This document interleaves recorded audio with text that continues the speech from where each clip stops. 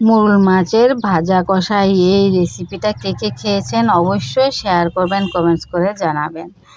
আচ্ছা, আমি কিন্তু আজকেই তরতাজা মুরুল মাছের রেসিপিটা তৈরি করতে উঠোন থেকে সাত সকালে নিয়ে আসলাম এই সবুজ সবুজ পেঁয়াজ আর রসুনের কচি ডগা পাতাগুলো। আচ্ছা, গ্রিন অনিয়ন লিভস বলে সবাই বুঝি, গার্লিক লিভস বলেও সবাই বুঝি। খোকা রাজা বাড়িতে এসেছিল আর তার বাবা বাজার থেকে পেঁয়াজ এনেছিল, সেগুলিকে গোটা গোটা করে উঠোনে কিনারা কিনারা লাগিয়ে গিয়েছিল। বন্ধুরা, শুভ সকাল সবাইকে। আজ সাত সকালে মোরল মাছের এই কষা ভাজা রেসিপিটা দেখতে ভিডিওটি শেষ পর্যন্ত সঙ্গে থাকবেন। ভিডিওটি পছন্দ হলে লাইক শেয়ার যতদূর পর্যন্ত সম্ভব হয় করবেন, আর আমাকে উৎসাহ দিতে সাবস্ক্রাইব করবেন। আসলে কি জানেন, ত্রিপুরার ডুম্বুরনগর জলাশয়টা আমাদের এলাকায়, আর সেখান থেকে সকালে চাষি ভাইয়েরা সরকারি পদ্ধতিতে তাজা মাছগুলিকে নিয়ে বাজারজাত করেন। আর কর্তামশাই কিন্তু সেই দেখে মুরুল মাছ নিয়ে নিলেন সাত সকালে ঘুম থেকে উঠে। তার আমিও দেরি করিনি, সেগুলিকে দেখেন কেটে ধুয়ে নুন জলে ভালো করে পরিষ্কার করে নিয়ে একদম থালে নিয়ে হাজির। আর সেই সঙ্গে পেঁয়াজ আর রসুনের কচি পাতাগুলো ধুয়ে কুচিয়ে নিলাম, দিয়ে দিলাম রেসিপিটি তৈরি করতে। আর এখন তৈরি করছি সেই মুরুল মাছের কষা ভাজা রেসিপি। সঙ্গে থাকবেন বন্ধুরা।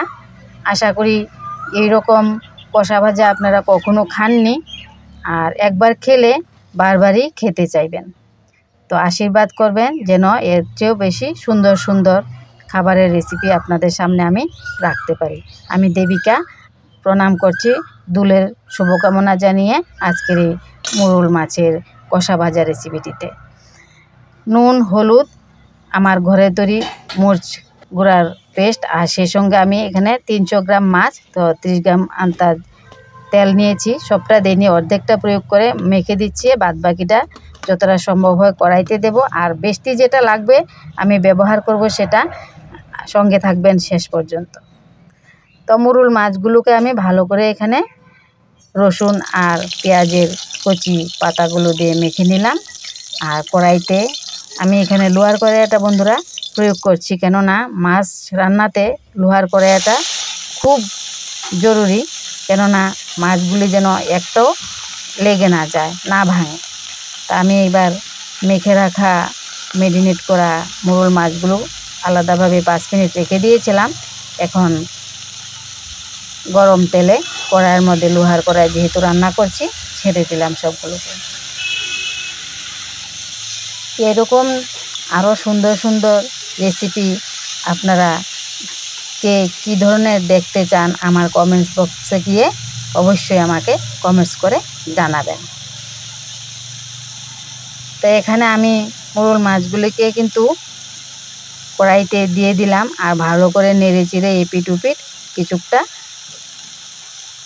ছড়িয়ে দিলাম।